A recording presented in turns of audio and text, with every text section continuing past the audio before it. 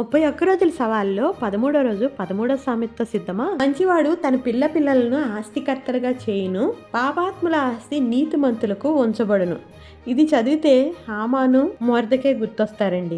Mordecai ఏ ఆస్తి లేదు, కానీ ఎస్తేరుని దేవుని భక్తిలో పెంచాడు. ఎస్తేరు రాజు దయ పొందింది గాని అది ఊరికినే రాలేదండి.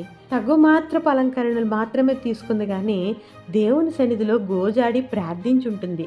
అందుకనే అంత గొప్ప రాజు ఆమెను స్వీకరించి రాణిగా చేసుకోవడం జరుగుతుంది. అంతేకాకుండా 3 రోజులు ఉపవాస ప్రార్థనలో తనను తన ఇంటి వారందరినీ సిద్ధపరిచి తన రాజు దగ్గరికి వెళ్తే రాజు యొక్క దయను పొందింది. మనకి ఎంత ఆస్తుందని కాదు కానీ దేవుని దయ ఎంత ఉంది అనేది ముఖ్యం.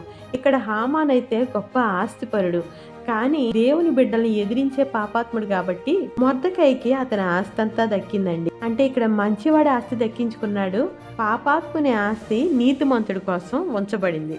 కీడు పాపులను తరుగును, నీతిమంతులకు మేలు ప్రతిఫలంగా వచ్చును.